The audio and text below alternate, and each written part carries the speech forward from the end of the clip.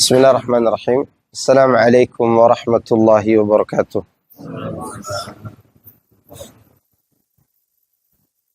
Innal hamdalillah nahmaduhu wa nasta'inuhu wa nastaghfiruh wa na'udzu billahi min shururi anfusina wa sayyiati a'malina. May yahdihillahu fala mudilla lahu wa may yudlil fala hadiya lahu.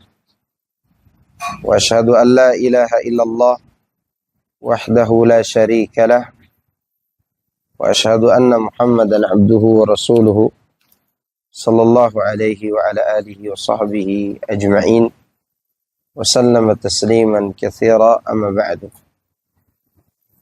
Alhamdulillah, malam hari ini kita bisa berkumpul kembali dalam pertemuan rutin kita, kajian setiap hari Senin malam Selasa. Dan kajian kita dua kitab, kitab Fawaidul Fawaid dan kitab Al-Wajiz, berselang masing-masing 2 kali sebulan. Jadi pembahasan ini berkaitan dengan 2 unsur keimanan, bahkan 3 unsur keimanan. Akidah dan akhlak ada dalam kitab ini, kitab Fawaidul Fawaid. Sedangkan yang berkaitan dengan tata cara ibadah kita jelaskan pada kitab Al-Wajiz. Semua itu agar kita berusaha semampu yang kita miliki untuk mengikuti Rasulullah sallallahu alaihi wasallam dalam 3 hal tadi: akidah, ibadah, dan akhlak. Sehingga nanti pada hari kiamat, para malaikat yang menjaga surga menyambut orang-orang yang datang kepada mereka atau kepada surga itu dengan mengungkapkan bahwa calon penduduk surga itu orang yang berhasil memperbaiki 3 hal tadi. Apa 3 hal tadi? Akidah, ibadah, dan akhlak. Barakallahu fikum.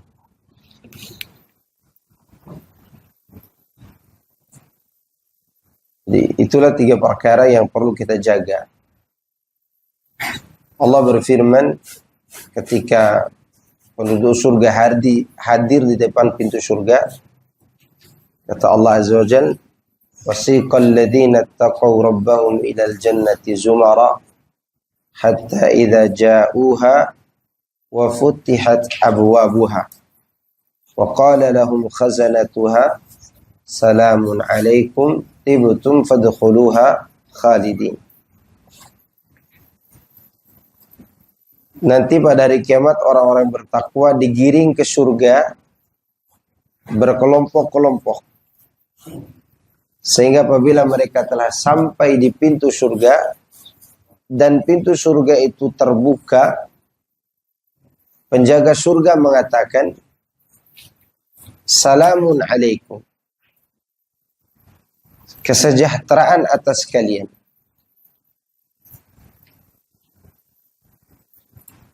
Tibtum, kata mereka, kalian telah berbuat baik.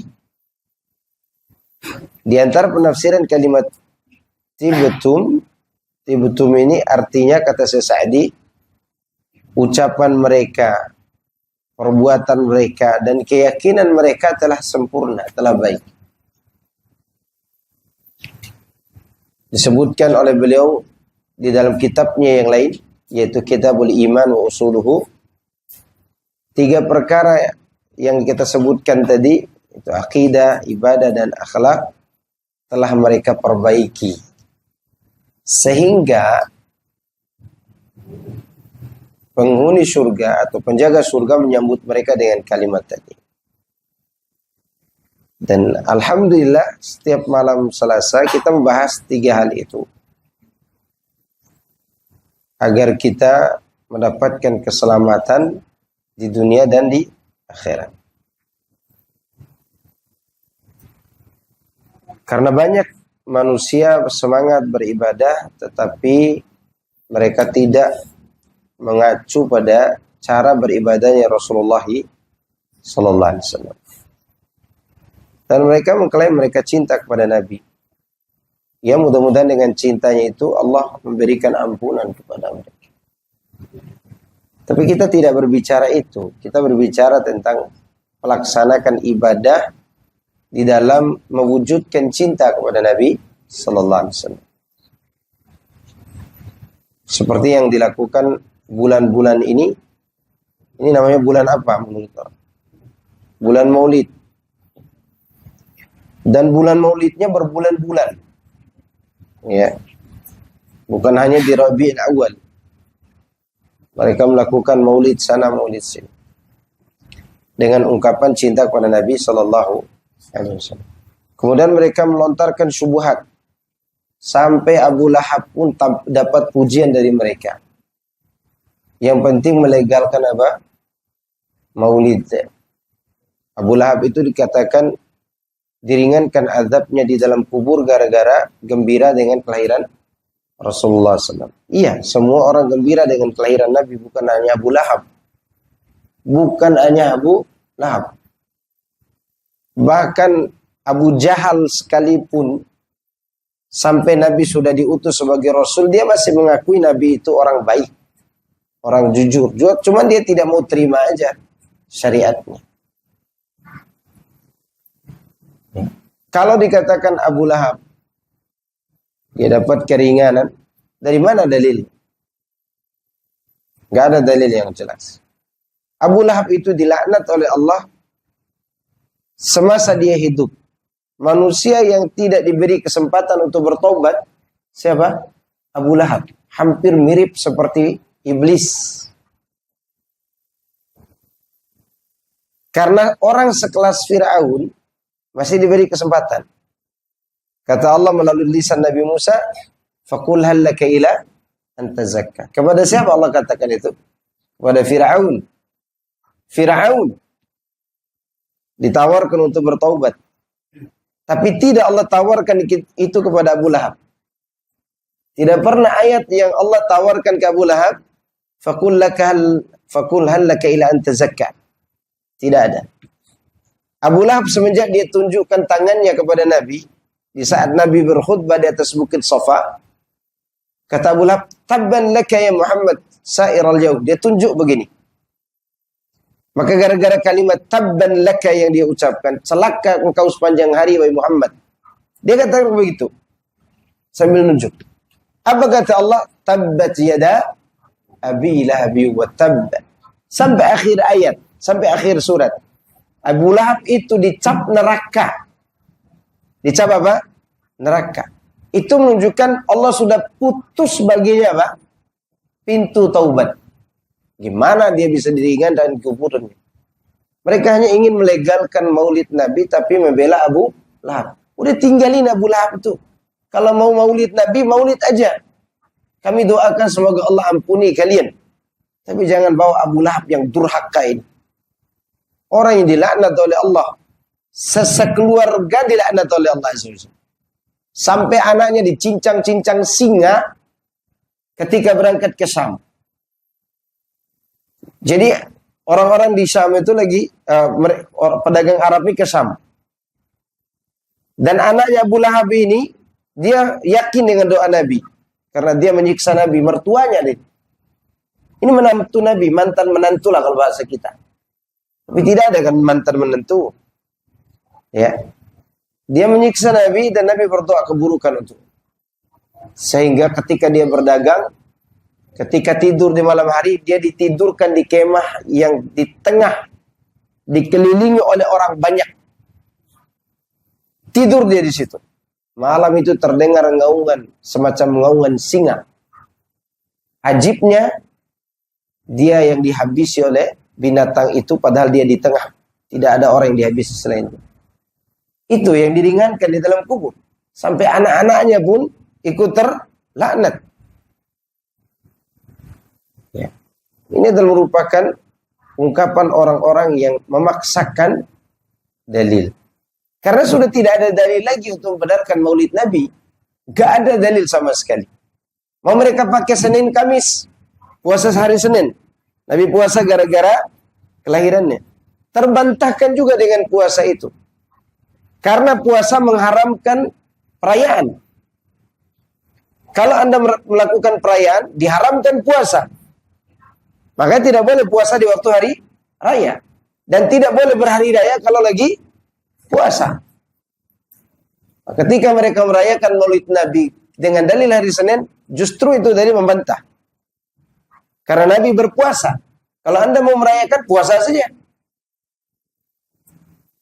Karena Nabi berpuasa di hari itu bukan hanya karena kelahirannya, tapi hari itu hari pengangkatan amal. Apalagi dalilnya? Akhir-akhir ini dikatakan Maulid Nabi dianggap tidak punya hukum. Lalu, kalau dia tidak punya hukum, apa mau dilakukan? Tidak ada hukum berkaitan dengan Maulid Nabi. Bukankah hukum itu berkaitan dengan wajib, sunnah, mubah, haram, makruh? Kan begitu. Selalu kehidupan kita berkaitan dengan itu.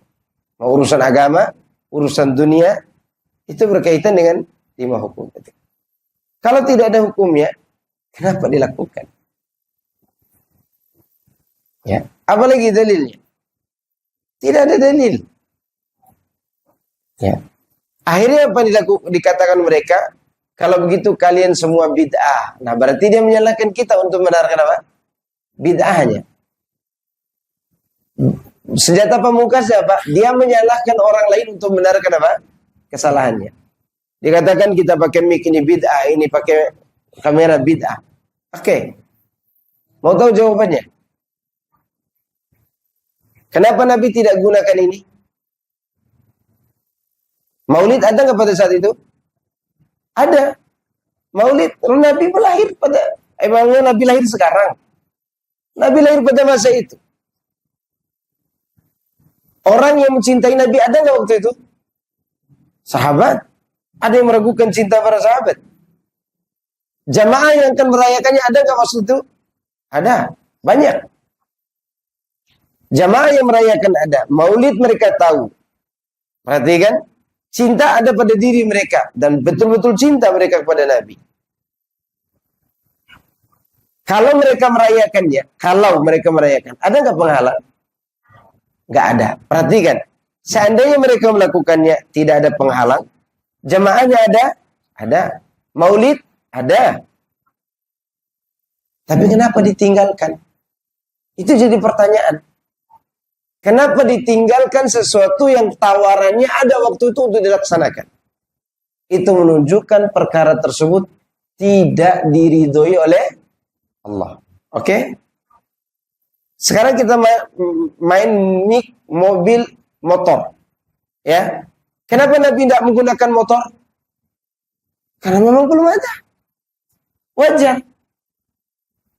Belum ada, maka Nabi tidak menggunakan ini semuanya. Sedangkan Maulid Nabi sudah, kenapa tidak digunakan? Itu perbedaannya. Ya. Karena tidak ada lagi dalil yang mereka pakai kecuali apa? Mencari kesalahan orang lain untuk membenarkan apa? Dirinya sendiri. Ya.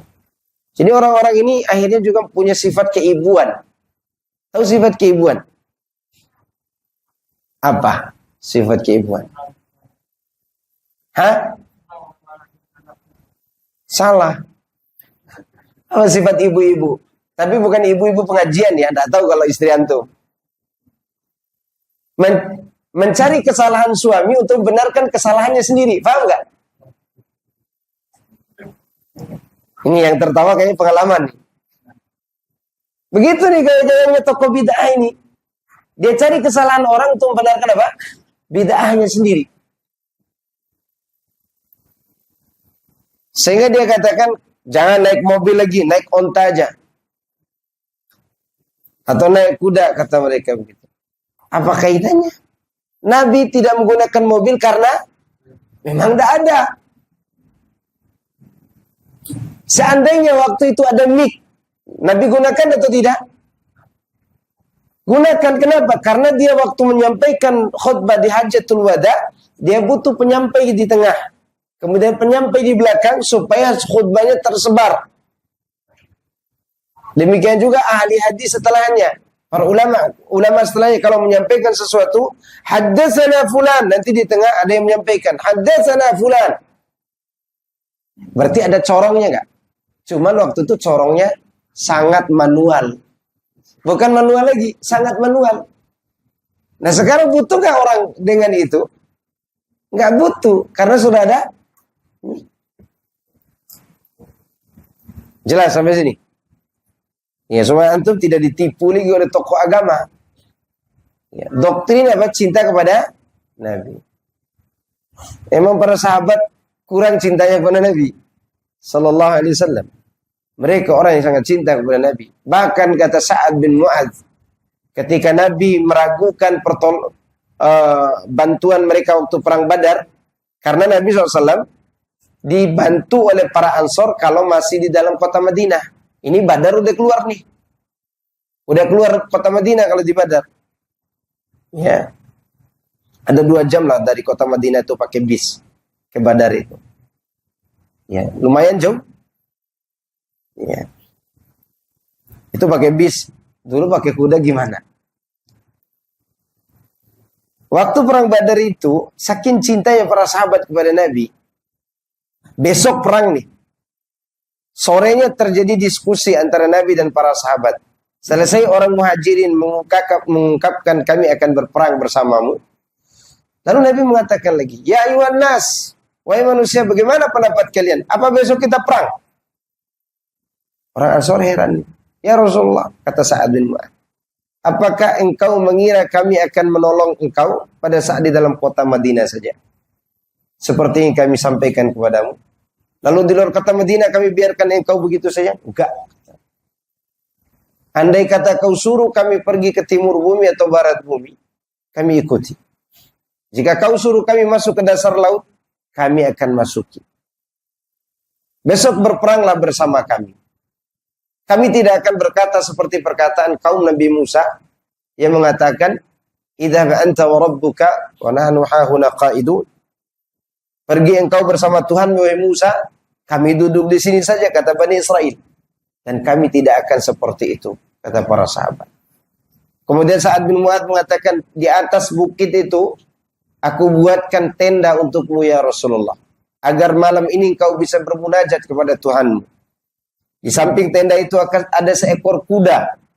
Di kuda itu ada pedang yang tergantung. Jika besok pagi kau melihat kami berperang di bawah ini, dan jasad kami bergelimpangan mati, pulanglah engkau ke kota Madinah. Karena istri dan anak kami tidak merindukan kami, tapi merindukan engkau. Kurang apa lagi cintanya? Ada mereka rayakan maulid Nabi. Kalau mereka sekarang ini mengatakan merayakan maulid Nabi karena dasar cinta, mereka telah menuduh para sahabat telah melanggar cinta itu. Karena perang Badar saja, lihat perkataan Sa'ad bin Mu'adz. Kalau kau lihat mayat kami bergelimpangan, karena itu disyariatkan. Mereka kalau disyariatkan, mayat pun mereka itu bergelimpangan, mereka rela. Kalau disyariatkan. Maka ketika turun ayat jihad, sebelum turun itu mondar mandir para sahabat.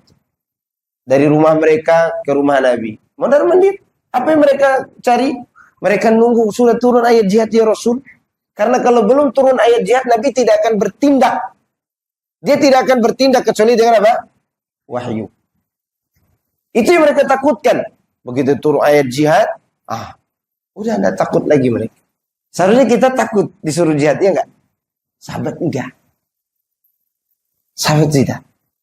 Itu cinta kepada Nabi SAW. Lihat kata Sa'ad bin Mu'adz. Jika besok pagi kau lihat mayat kami bergelimpangan di medan perang itu, pulanglah engkau ke keluarga kami. Mereka merindukan engkau, tidak merindukan kami. Ya. Berani mereka berkorban. Sekarang, berani para sahabat berkorban untuk maulid Nabi? Gak ada. Gak ada. Karena mereka mengerti ini tidak diridhoi oleh Allah Azza wa Jalla. Ya. Tidak ada dalil bagi mereka. Ya, akhir ini dikatakan udah kembali kepada urusan mubah. Urusanmu mubah. Akhirnya dikembalikan kepada sebuah kaidah. Al-aslu fil asya al-ibahah. Pada asalnya segala sesuatu itu boleh. Masalahnya Anda membawa nama Nabi, berarti kaitannya dengan apa? Ibadah, bukan kaitannya dengan mubah. Kaitannya dengan ibadah. Kalau dia katakan cinta pada Nabi bukan ibadah, Anda kufur kalau begitu. Cinta kepada Nabi SAW, ibadah kita kepada Allah. Karena dia diperintahkan. Qul in kuntum tuhibbunallah fattabi'uni. Kan begitu kata Allah Azza wa Jalla. Dia ibadah. Maka ibadah-ibadah yang dilakukan oleh mereka ini dengan cara merayakan Maulid Nabi, ada yang tendensiusnya ingin menjadi tokoh terus, ada yang memang cinta kepada Nabi. Merayakannya karena cinta kepada Nabi sallallahu alaihi wasallam. Nah, yang ini didoakan oleh Ibnu Taimiyah rahimahullah, mudah-mudahan Allah memberi ampunan karena cintanya itu. Ya. Tetapi permasalahannya adalah ini permasalahan ibadah yang harus dibahas. Dibantah sebagai bentuk ibadah kita kepada Allah. Ya. Kita tidak mengingkari Nabi lahir. Yang kita ingkari adalah perayaan Maulid. Baik. Kita kembali kepada kitab kita. Masih berkaitan dengan pasal 25. Mengagungkan Allah Subhanahu wa taala. Baina tauqirillahi wa tauqiri khalqihi. Antara mengagungkan Allah dan menghormati makhluknya. Artinya begini, ikhwan. Kalau ada seorang ingin dihormati, maka hormatilah Allah Azza wa Jalla. Agungkan Allah. Itu yang dimaksud. Kemudian penulis memberitahukan, wal maqsudu anna man la yuwakkiru Allah wa kalamahu wa ma atahu min al-ilmi wal hikmah, kaifa yatlubu min an-nasi tawqirahu wa ta'dhimahu. Maksud daripada bab ini, pasal ini, bahwasanya barang siapa sesungguhnya orang yang tidak memuliakan Allah, tidak memuliakan Al-Quran, kalamnya, tidak memuliakan apa yang Allah berikan berupa ilmu dan hikmah, termasuk mereka yang tidak mau belajar ilmu agama, bagaimana mungkin dia bisa mengharapkan orang lain untuk memuliakan dia? Tidak mungkin, ikhwan. Banyak orang yang sibuk sekarang cari titel, cari ini, cari itu, supaya apa? Dimuliakan oleh Allah. Bahkan ada sebagian penuntut ilmu, waliyadzubillah, semoga Allah melindungi kita semuanya. Ya. Dia bisa baca kitab, hafal Quran, dia lebih memilih menjual kurma daripada berdakwah di jalan Allah Subhanahu wa taala. Ya, semoga Allah menunjukkan dia kepada jalan yang lebih baik. Saya pernah duduk sama orang-orang seperti ini. Bagaimana kita mau dimuliakan orang? Sedangkan Al-Quran, Sunnah Nabi, ilmu yang Allah ajarkan, hikmah yang Allah ajarkan, kita tidak muliakan. Makanya Atha bin Abi Rabah rahimahullah ta'ala, kulitnya hitam, hidungnya pesek, rambut keribo, badannya agak pendek. Status sosial kemasyarakatnya budak Ethiopia, Habasyah. Apalagi yang kurang dari kehinaan dari sisi status sosial. Semuanya tidak ada yang mulia. Waktu berumur sebelum 10 tahun, dia diejek-ejek oleh siapa? Oleh kawan-kawan sebayanya. Aswad. Tahu aswad? Hitam. Maka kalau ada yang putih namanya aswad, ganti nama. Ya, aswad itu karena hitam. Aswad. Ya. Kemudian dia nangis pulang ke ibunya. Kata ibunya, nak, sudah lewat 3 orang yang hitam, yang Allah muliakan 3 orang tersebut dengan kitab ini, diberikan oleh ibunya, Quran. Itu belum umur 10 tahun. Ya. Sebelum 10 tahun dia sudah hafal 30 juz Al-Quran. Yaitu Atha bin Abi Rabah. Kemudian dia belajar tentang fikih, belajar tentang hukum. Umur remajanya dia sudah mulai berfatwa. Sampai pada masa khilafah Abdul Malik bin Marwan yang ditakuti Romawi dan Persia. Ini khalifah termasuk ditakuti oleh Romawi dan Persia. Suatu hari Abdul Malik bin Marwan punya kebutuhan ingin bertanya kepada Atha bin Abi Rabah. Tapi Atha lagi sholat di depan Ka'bah, sholat sunnah. Tidak selesai-selesai, dia sholat mutlak. Tahu sholat mutlak? Terus sholat. 2 rakaat berhenti, salam, sholat lagi. Itu sampai khalifahnya nunggu kayak orang rakyat jelata yang menunggu selesai berbuatnya raja. Sampai anaknya, itu Abdullah bin Abdul Malik bin Marwan bertanya, "Wahai ayah, siapa yang kau tunggu ini? Romawi dan Persia kalau dengar namamu mereka takut. Orang kayak gini yang kau tunggu-tunggu dari tadi." Kemudian ayah yang mengatakan, "Diam wahai anak. Inilah Atha bin Abi Rabah. Tidak boleh ada orang yang berbicara di sini kalau dia masih hidup." Khalifah aja ngantri mau nanya. Ya. Saking mulianya siapa? Atha. Dengan apa? Dengan Quran. Dengan ilmu syar'i yang dia pelajari. Sampai ulama terkemuka yang orang asli Mekah di zaman tabi'in itu namanya Ibrahim An-Nakhai. Ini ulama besar zamannya. Kalau di Mekah ada Ibrahim An-Nakhai, ada Atha bin Abi Rabah. Di Madinah ada Sa'id bin Musayyab pada masa itu. Ibrahim An-Nakhai, dia tidak mau ngisi kajian di Mekah. Dia pindah ke Kufah, ke Irak. Ditanya oleh orang-orang Irak, "Kenapa kau tinggalkan Mekah, wahai Ibrahim? Engkau orang asli Mekah." Kata dia, "Sudah ada orang yang lebih berilmu daripada Ibrahim. Itu Atha bin Abi Rabah." Begitu mulianya. Yang dimuliakan oleh Allah melalui apa? Ilmu yang dia pelajari. Maka tadi Atha ketika dinasihat oleh ibunya, ada 3 orang yang hitam seperti kamu yang telah dimuliakan oleh Allah. Pertama, Luqmanul Hakim dalam surat Luqman. Yang kedua, Bilal bin Rabah. Yang ketiga, maulanya Umar ibn Khattab. Hitam juga. Dan sudah dimuliakan oleh Allah Azza wa Jalla. Ya. Sedangkan orang yang menghinakan ilmu seperti Abdullah bin Ubay bin Salul, Jaddu bin Qais, orang-orang yang bagus perawakannya, ya, mereka munafik. Allah hinakan mereka. Ya. Karena mereka menghinakan ilmu yang Allah turunkan kepada Rasulullah SAW. Sekarang banyak orang yang mencari kemuliaan dengan sesuatu yang tidak Allah turunkan. Banyak atau sedikit? Banyak. Dengan fulus. Ya, padahal mencari kemuliaan dengan fulus itu minal fulus ilal mampus. Karena tidak mandang lagi halal dan haram kalau sudah begitu. Kemudian ada yang mencari kemuliaan dengan cara apa? Dengan cara mencari jabatan. Ya. Ada yang mencari kemuliaan dengan cara pura-pura jadi ustadz.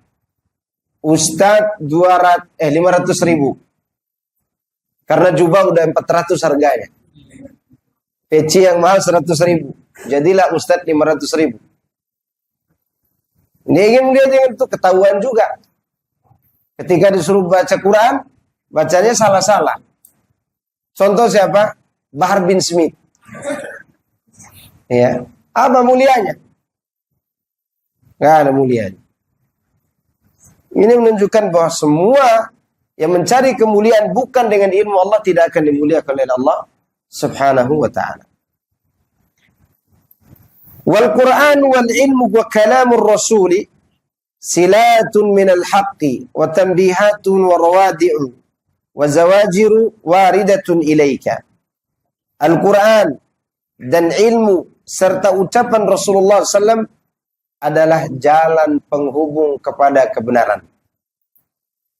Artinya kalau kita menempuh selain jalan ini, kita tidak akan sampai kepada kebenaran. Abadan. Tidak akan sampai. Peringatan-peringatan semuanya ditujukan kepada Demikian juga wasyaibu zajirun warawadi'un wa mau'idhun qaimun bika. Uban yang ada di kepalamu adalah merupakan peringatan dan merupakan teguran dan nasihat yang senantiasa ada pada dirimu sendiri. Ya. Fala ma warada ilaika wa'adhaka. Apa saja yang ditujukan kepadamu itulah yang menasihatimu. Baik berkaitan dengan wahyu maupun kejadian. Kejadian seperti musibah atau masa kita tua. Coba antum pikirkan sekarang. Umur kita sudah tua. Ya. Umur kita sudah tua. Bukti kita sudah tua disuruh main futsal aja. Sakit semua kaki. Kita udah tua kita. Ada uban di kepala kita itu peringatan. Selain Allah peringatkan dengan Quran, dengan ilmu, Allah peringatkan juga dengan apa? Kondisi dan keadaan.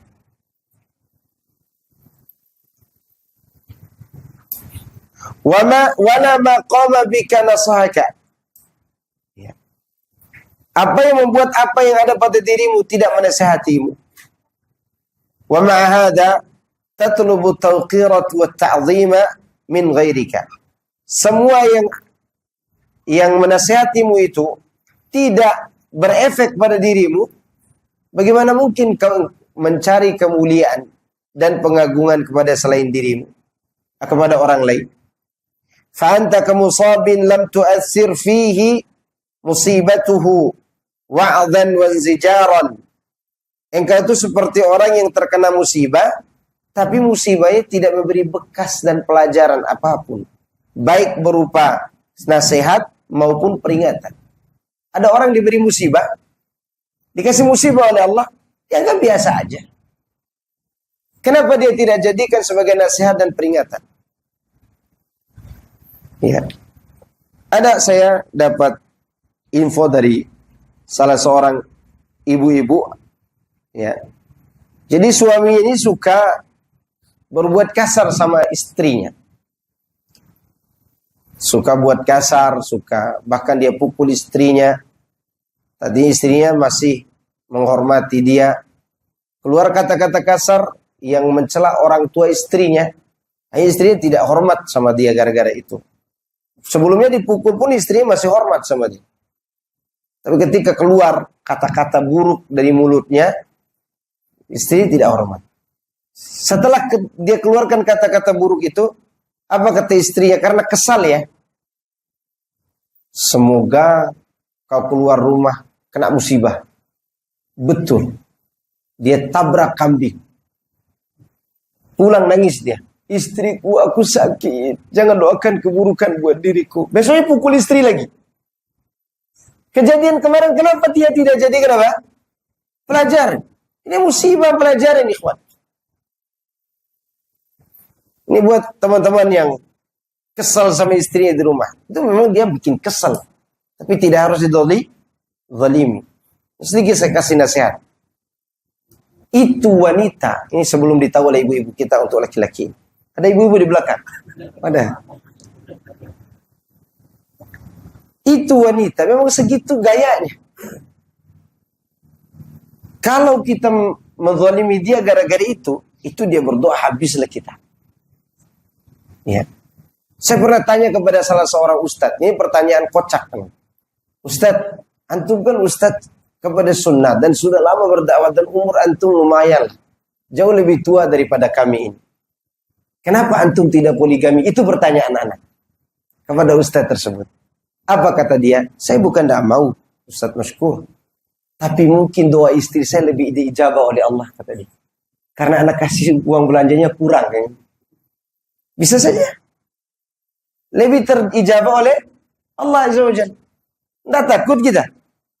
Itu namanya mengambil pelajaran dari sebuah musibah.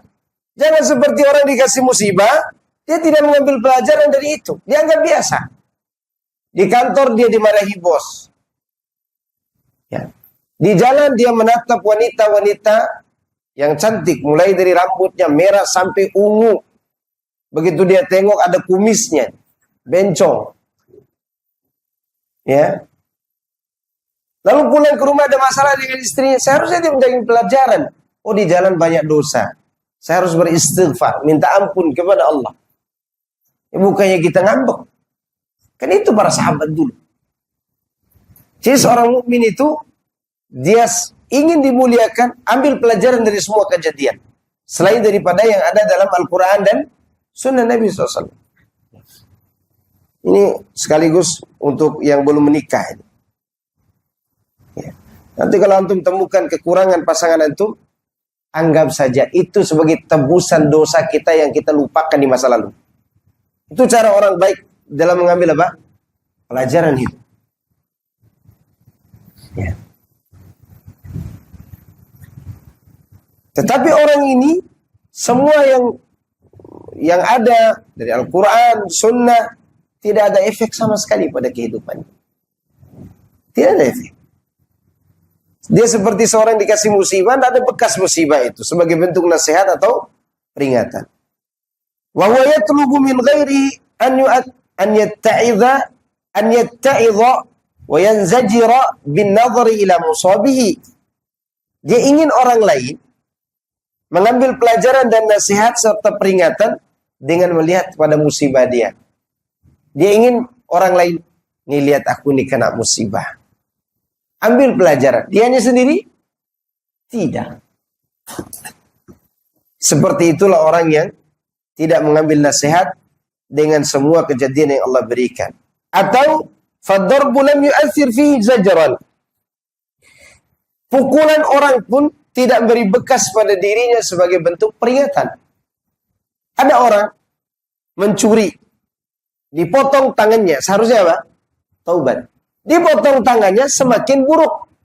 Apa dia lakukan? Ngemis. Dia lakukan apa? Ngemis.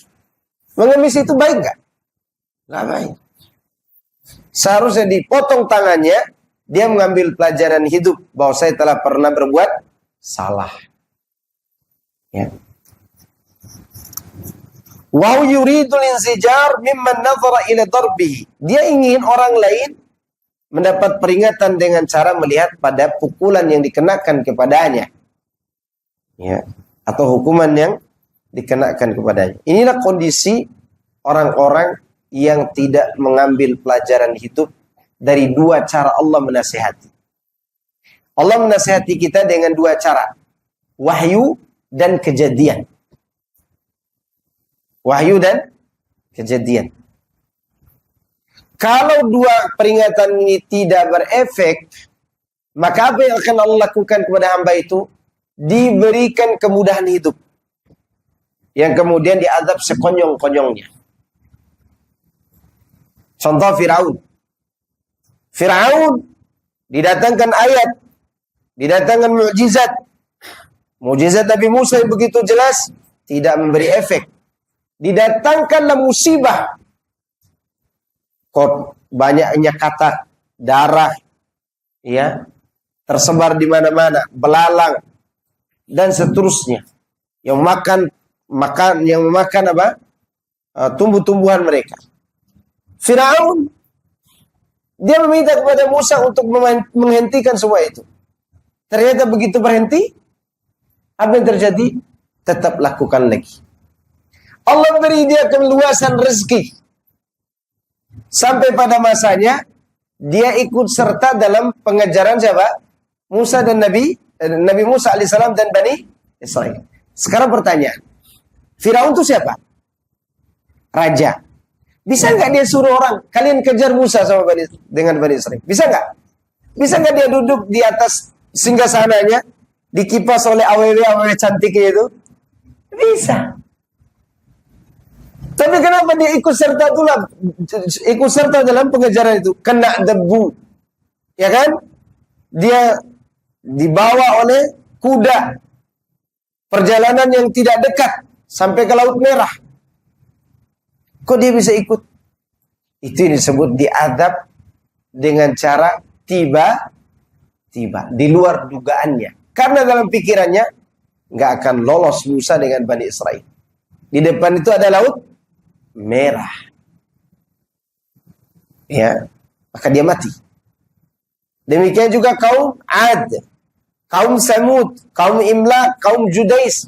Mereka mengatakan, nahnu aktsaru amwalan wa aulada, wa ma nahnu bimu'azzabin. Kami banyak harta, kami banyak anak, nggak mungkin kami disiksa. Apa yang terjadi? Semua keturunannya habis. Maka tidak ada lagi keturunan mereka sampai hari ini. Orang Arab itu dulu, sebelum dibinasakan kaum Ad, kaum Samud, kaum Judais, kaum Imlaq, ini manusia raksasa ini. Ini manusia raksasa. Sebelum itu orang Arab itu tiga golongan. Arab Ba'idah, Arab Aribah, dan Arab Musta'ribah. Arab Ba'idah itu kaum Ad, kaum Samud, kaum Judais, kaum Imlaq. Ini Arab Aribah namanya. Arab inilah yang keturunannya terputus sampai hari ini. Nggak ada lagi. Karena mereka sombong. Dihabisi, diratakan oleh Allah dengan tanah. Ada yang didatangkan angin, ada yang digoncangkan dengan goncangan keras, ada yang dengan halilintar, ya, ada yang diangkat kemudian dibalikan ke bumi. Ini habis. Kemudian kaum Arab Aribah, ini yang dari suku Jurhum yang ada di Mekah. Orang Yaman. Kemudian ada Arab Musta'ribah, hasil pernikahan Ismail dan suku Jurhum. Lahirnya Nabi Muhammad SAW dari situ. Berarti dua suku Arab. Aribah dan Musta'ribah. Adapun Ba'idah, udah tamat. Tidak ada lagi. Karena sombong. Maka kita pun harus khawatir. Jangan sampai kita seperti mereka. Sehingga Allah mengadab kita sekonyong-konyong. Maka wahyu, musibah, kejadian, termasuk diberikan penguasa yang zalim, ini peringatan dan nasihat buat kita. Ya. Dan juga ada hikmah di balik itu. Jadi jangan hanya kezaliman penguasanya yang kita bicarakan. Bicarakan sesuatu yang telah lalu dan hikmah yang akan datang. Apa yang telah lalu, boleh jadi kita punya banyak dosa. Sehingga dia kirim pemimpin yang zalim ini untuk menghapus dosa kita dengan kezaliman. Atau boleh jadi kita punya amal yang baik. Allah kirim pemimpin zalim ini sebagai wasilah buat kita agar kita meminum air di telaga Nabi. Kan itu kan dalilnya. Isbiru hatta talqawni 'alal haud. Begitu cara kita berpikir dengan ilmu, pelajaran hidup. Kalian sabar dengan kezalimannya sampai kau jumpa dengan aku di atas telaga, kata Nabi. Saya mau nanya kepada antum. Kalau antum disuruh memilih jadi penguasa dan disuruh memilih minum di telaga Nabi bersama Nabi, mana yang antum pilih? Minum di telaga Nabi. Maka di sini hadis ini Nabi tidak mengatakan sampai kalian berpuasa, tidak. Karena Nabi tahu orang Islam itu sangat berkeinginan bertemu dengan siapa? Nabinya, minum di telaganya. Maka ditawarkan, kau sabar saja atas kezaliman siapa? Penguasa. Allah kirim penguasa ini untuk menzalimi kita sebagai jalan kita untuk minum di mana? Di telaga Nabi. Itu pelajaran hidup namanya. Jangan hanya mengoceh. Maka disuruh belajar ilmu. Nah, kalau sudah seperti itu, maka insya Allah Allah akan muliakan kita. Allah akan muliakan kita. Ya. Maka oleh karena itu orang yang pegang pada prinsipnya, dia tidak akan pernah hina. Tidak akan pernah apa? Hina. Kemudian, man sami'al mumassalat, masulati wal uqubat wal ayati fi haqqi ghairihi laisa kaman ra'aha ayyanan fi ghairihi fa kaifa biman wajadaha fi nafsihi. Subhanallah, ya. Pelajaran hidup itu, misalnya kita mendengar suatu berita, ya, mendengar sebuah azab untuk orang lain atau tanda-tanda kebenaran yang ada pada diri orang lain, kita mendengar. Fulan dia Diceritakan kemarin dia zina misalnya. Mati dalam kondisi zina. Itu kita dengar cerita orang. Yang kita dengar ini tidak sama dengan yang kita lihat langsung. Kita lihat langsung orang lagi minum khamar, mati, gitu kan? Wih, mati. Ngeri nih. Seharusnya itu jadi apa? Pelajaran. Seharusnya ketika itu terjadi pada diri kita, kita sendiri yang lebih mengambil apa? Pelajaran. Itu maksudnya. Kok tidak ada efek gitu loh. Seulangi ya. Ada orang menyampaikan, itu tetangga fulan, dia minum khamar. Mati saat minum khamar. Kita dengar, tidak lihat. Begitu lewat orang depan kita lagi minum khamar, mabuk dia. Mati. Mati. Nah baik ini minum khamar bisa sul khatimah ini. Ya. Kita ambil pelajaran dari apa yang kita lihat. Seharusnya itu lebih kita ambil pelajaran. Kalau itu terjadi pada diri kita. Misalnya ada orang minum khamar gitu. Tiba-tiba dia pingsan. Tapi setelah itu sadar lagi. Alhamdulillah anak masih hidup. Nggak mau lagi minum khamar. Seharusnya begitu. Bangun dari pingsannya. Mana Tommy? Tahu Tommy? Tommy miring. Dan anak ini sudah dengar langsung. Bukan anak cerita yang anak dengar dari orang. Anak pernah lihat orang. Di daerah saya itu urusan cincang-mencincang itu udah biasa gitu. Di depan mata anak ada orang, memang ditunggu oleh orang kampung itu, ini orang akan dicincang dari kaki sampai kepala. Ya, dan anak ada di situ lagi duduk. Begitu lewat orang yang diniatkan cincang, ada 8 pemuda, dia memukul jatuh dulu orang ini, dicincang dari kaki sampai kepala. Sampai dari kaki sampai kepala, dicincang. Ini tulang udah tidak ada yang beres. Ini pakai cincangan daging yang antum jadi pasar. Itu ada anak tuh. Lihat. Kalau anak gerak sedikit, anak ikut dicincang. Diam ini. Selesai, mereka udah tugas selesai cincang, anak bawa nih sama teman-teman ke rumah sakit. Ini masih hidup nih. Saya bawa ke rumah sakit. Dan dia kondisi masih mabok ini. Yang dicincang masih mabok. Begitu diamputasi kakinya, diamputasi. Udah selesai diamputasi, ada emaknya di situ dan anak ada di sampingnya. Waktu dicukur rambutnya supaya bisa dijahit yang terbelah di kepala, dikiranya terbelah di sini. Ternyata semua sudah terbelah ini. Dicincang semua. Tidak ada yang bisa dijahit. Sebelum dia melepaskan nyawa terakhirnya, dicabut nyawanya, apa dia katakan? Di depan saya, tolong carikan Tommy. Terakhir kali yang dia cari. Apa? Tommy. Dicincang dalam kondisi mabuk. Ketika dibawa ke rumah sakit masih berbicara sama kita juga. Mungkin karena kaget ya. Jadi ruhnya itu berbicara. Minta Tommy. Setelah itu mati.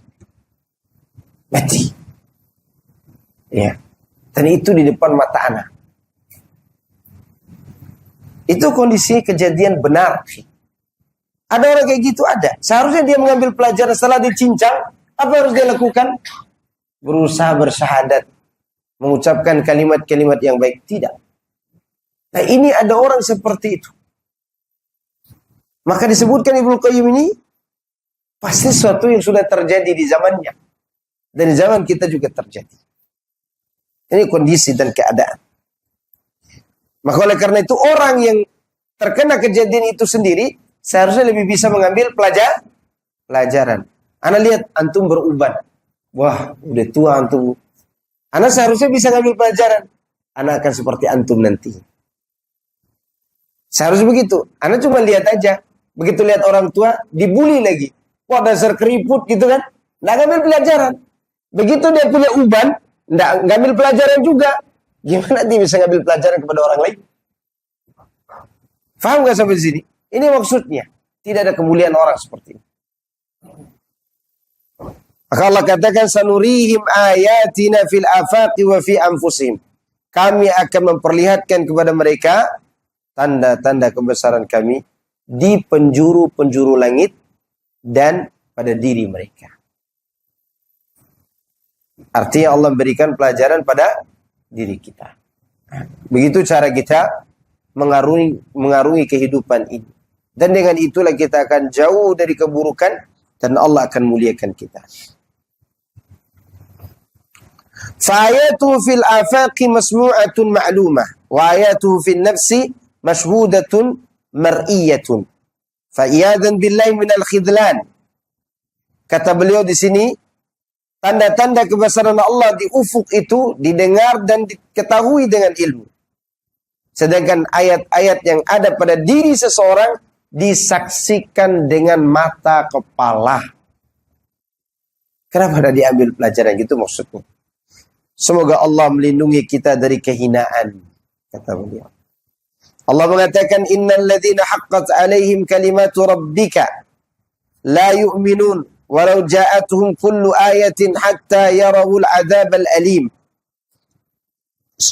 Sesungguhnya orang-orang yang telah ditetapkan kepada mereka kalimat-kalimat Rabbmu, mereka tidak beriman walaupun datang kepada mereka setiap tanda kebesaran Allah sampai mereka melihat langsung azab yang pedih. Ya, kapan mereka menganga? Ketika melihat azab. Ya, Firaun kapan dia beriman? Ketika ditenggelamkan dalam laut. Apa diucapkan Firaun waktu tenggelam dalam laut? Hah?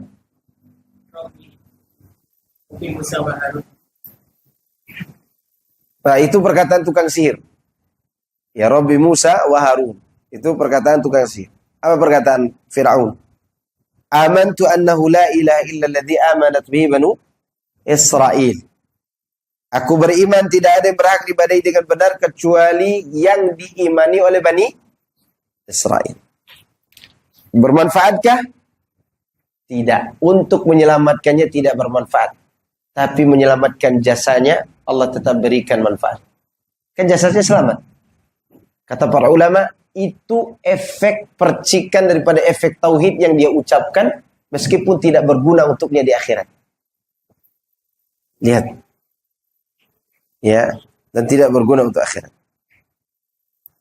Begitulah kondisi orang-orang yang tidak pernah mengambil pelajaran dari kehidupan ini. Kalaupun diturunkan malaikat sekalipun, mereka tidak akan terima. Tidak akan apa? Terima. Ya, maka jangan heran kalau ada orang kafir tidak mau menerima kebenaran padahal dia tahu. Demikian juga orang-orang Islam. Dia udah tahu kebenaran tapi dia mau lari. Mau lari kemana? Fa'aina tadhhabun, kata Allah. Fa'aina tadhhabun. Kemana kalian akan lari? Al-Quran sudah jelas. Sunnah sudah jelas. Musibah diberikan. Mau lari kemana lagi? Seharusnya kembali kepada Allah Azza wa Jalla. Ya, maka sekali lagi pembahasan ini berkaitan dengan orang yang ingin dimuliakan tapi dia tidak memuliakan Allah dan ilmu yang Allah turunkan kepada Nabi Muhammad sallallahu alaihi wasallam. Masih ada waktu? Masih ada waktu enggak? Kalau tidak ada, cukup. Sedikit lagi. Ada pertanyaan? Sebenarnya masih ada yang mau saya bahas dari bab ini. Insyaallah nanti kita akan membahasnya di pertemuan yang akan datang. Pembahasan kita nanti sifat orang yang cerdas dan hamba calon penduduk surga dan calon penduduk neraka. Nanti insyaallah kita bahas. Jadi inti dari pembahasan kita dari bab ini di dua poin ini. Poin pertama, mengagungkan Allah dengan mentauhidkannya. Poin kedua, jangan pernah berharap pengagungan dan penghormatan dari orang lain kalau kita menelantarkan hak Allah dan ilmunya. Jangan pernah. Tidak ada pengagungan. Ya. Nah, silakan ada pertanyaan. Ini fadhal.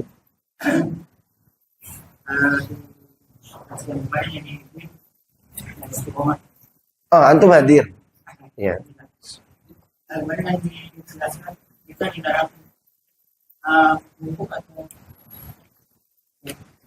Salaman membungkuk.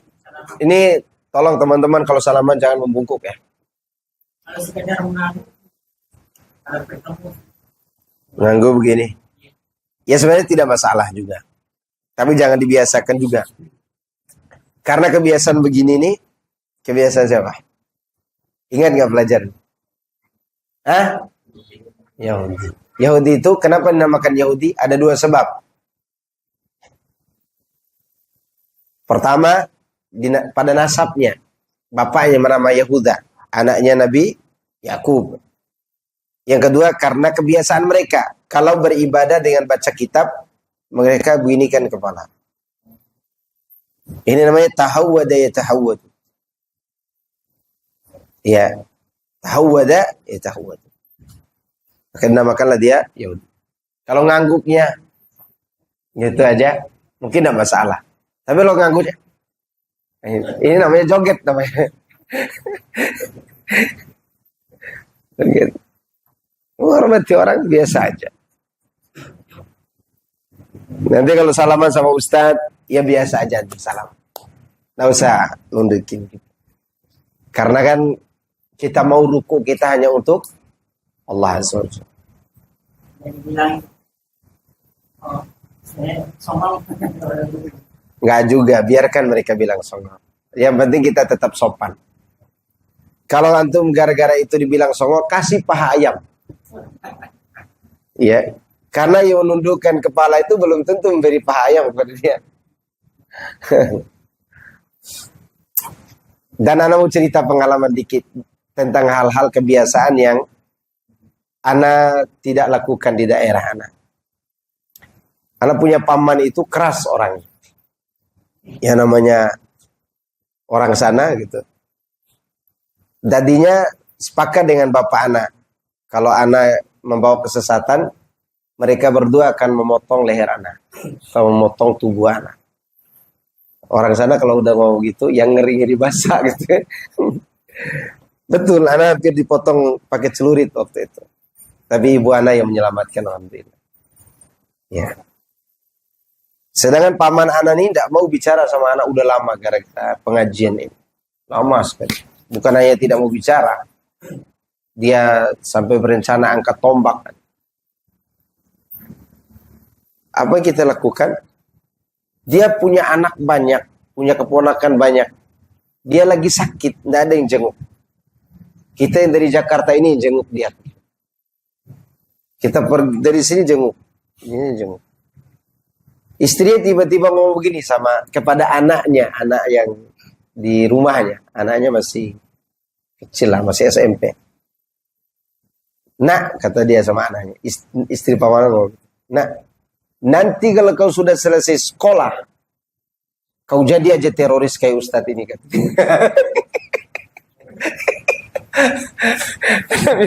Kenapa? Karena ini teroris yang baik ini, kata dia gitu. Jadi yang dia tahu kita ini tetap teroris gitu. Kemudian dia jelaskan, enggak, saya bukan teroris. Mungkin ciri sama gitu kan. Tapi ini merupakan satu efek yang sangat baik.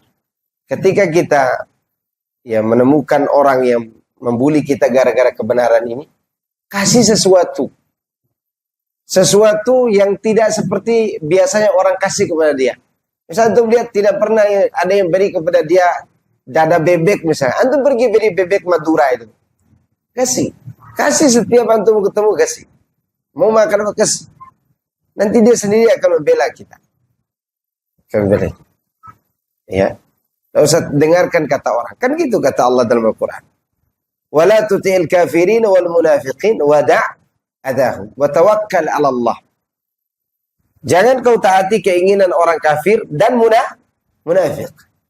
Itu poin pertama. Dan jangan kau peduli dengan gangguan mereka. Itu poin kedua. Terus solusinya, tawakal kepada Allah. Wa kafa billahi wakila. Cukup Allah sebagai penolong. Dari ayat ini kita ambil pelajaran, kita itu diganggu oleh orang dengan dua cara. Diajak atau diejek. Ajakannya agar kita taati mereka. Ejekannya agar kita tinggalkan dakwah ini. Ya enggak? Dua itu, diajak atau diejek. Tidak keluar dari situ ujian kita dari manusia. Maka jika antum telah berbuat baik dan diejek, wajar. Tidak usah baperan juga. Biasa aja. Jangan karena diejek orang kita karena baperan, kita dapat penyakit gula sebelum datangnya penyakit gula. Terlalu banyak memikirkan apa? perkataan orang, biarin. Doakan kebaikan buat mereka. Kalau ada waktunya bisa dijelaskan, jelaskan. Kalau tidak, jalan. Assalamualaikum, salam biasa. Kalau dia bilang songong, tidak apa-apa. Asal antum jangan songong beneran gitu kan. Tidak apa-apa. Tenang, insya Allah. Allah akan berikan kemuliaan. Apa kata Nabi? Manil tamasa ridallah bisakhatin nas, radiyallahu anhu arda anhun nas. Siapa yang dengan ketulusan hati mencari ridho Allah, meski manusia tidak suka, Allah akan ridho kepadanya, dan Allah akan buat manusia juga ridho kepadanya. Berapa banyak di antara kita ini dulunya benci sama Ustaz Yazid, tidak suka dengan dakwah beliau, iya kan? Tapi beliau tidak peduli dengan itu. Yang sekarang kita mencintai beliau karena Allah Azza wa Jalla. Mungkin dari sikap beliau itu, dia tidak peduli dicela orang, dicaci maki orang. Kemudian akhirnya pun Allah paksakan hati kita untuk apa? Mencintai dia. Karena Allah Subhanahu wa taala, Allah yarhamuhu ghafaralah. Itu contoh. Sebaliknya kata Nabi, "Wa man iltamasa ridwan nas bi sakhatillah sakhitallahu alaihi wa askhata alaihi nas." Siapa yang berusaha cari ridho manusia, padahal Allah murka, maka Allah akan murka kepadanya, dan Allah akan buat orang-orang yang ridho kepada itu memurkainya, tidak suka kepadanya. Mau contoh? Contoh ya. Siapa nabi palsu di zaman Abu Bakar? Musailamah al-Kadzdzab. Itu untuk menggempur dia, dikirim pasukan Ikrimah dan bantuan dari Khalid bin Walid. Tidak sampai 7.000 atau 8.000 lah pasukannya. Tidak sampai sebanyak itu. Sedangkan pasukan Musailamah 40.000. Ada yang mengatakan 20.000 lebih. Tidak sebanding. Yang saya mau ceritakan bukan perangnya. Diskusi sebelum perang. Terjadi diskusi antara pengikut Musailamah dengan kaum muslimin. Apa yang membuat kalian tuh mempertahankan Musailamah? Bukankah dia pendusta? Ini menunjukkan bahwa pengikutnya mengakui pendusta. Apa kata pengikutnya? Kami yakin, seyakin-yakinnya Musailamah itu kadzab. Apa kadzab? Pendusta, pembual, pembohong, penipu. Ya. Dan Muhammad adalah orang yang jujur dan baik. Tapi karena kesukuan, si pendusta ini lebih kami ikuti daripada Muhammad. Dicela apa dipuji ini? Dicela. Sebenarnya dia ingin mengungkapkan isi hatinya yang benci kepada siapa? Musailamah. Tapi karena kesukuan tidak enak. Begitu kondisi orang itu kalau mencari perhatian manusia. Ya. Siapa di antara kita yang suka dengan siapa di TV yang biasa muncul? Abu Janda. Ya, Abu Janda. Anda orang suka sama Abu Janda. Hatta orang-orang dekatnya juga tidak suka. Dengan tingkah laku dia seperti itu. Mau cari apa? Followers. Justru dibenci orang. Maka kita cari ridha Allah. Insya Allah tidak akan mudarat. Tidak akan apa? Mudarat. Ya. Ada lagi? Fadhal.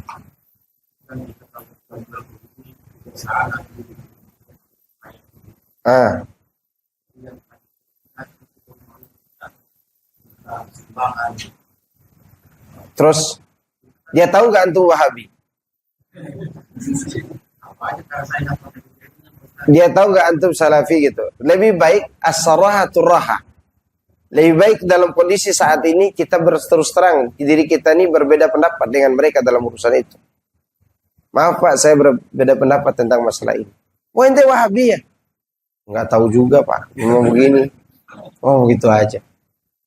Nanti kalau saya Wahabi, dia juga nggak ngerti Wahabi itu apa.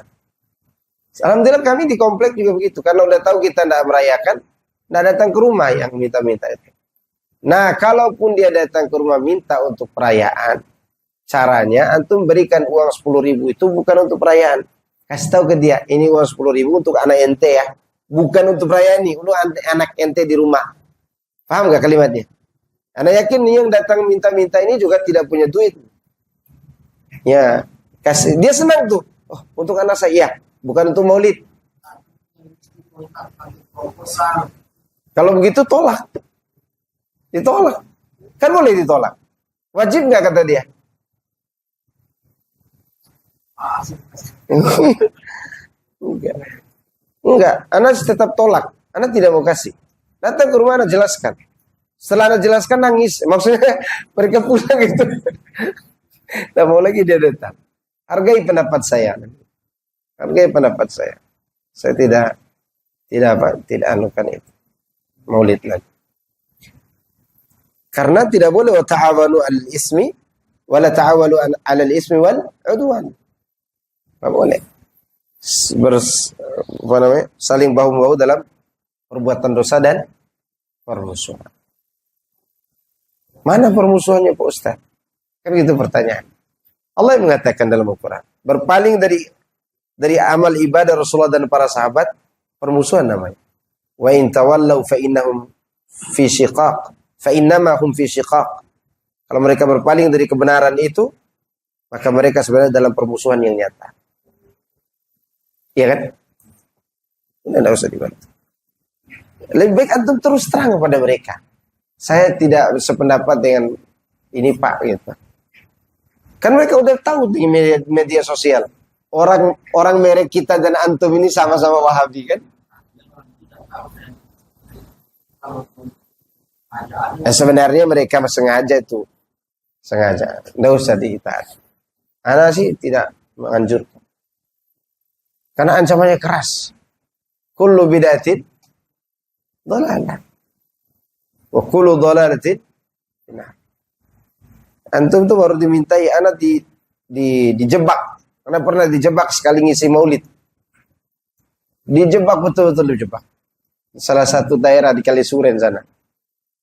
Tapi bukan di Masjid Istiqomah ya, bukan. Dulu sebelum anak kenal teman-teman di Istiqomah. Anak datang, masuk masjid itu penuh rokok tuh masjid. Ini kajian apa rokok-rokok ini bilang. Begitu anak dipanggil panitia, maaf Pak Ustadz, kami tidak memberitahu dari awal kalau ini acara Maulid Nabi. Allahul Musta'an bilang gitu. Pulang kena, maju kena juga nih. Udah, nanti anak kasih tahu panitia. Nanti kalau saya ngomong apa adanya jangan marah ya. Siapa Ustadz? Anak ingatkan, itu yang tolak al-badru alaina jangan disambut kayak gitu saya nanti ya. Sama ibu-ibu yang bergincu di depan tuh.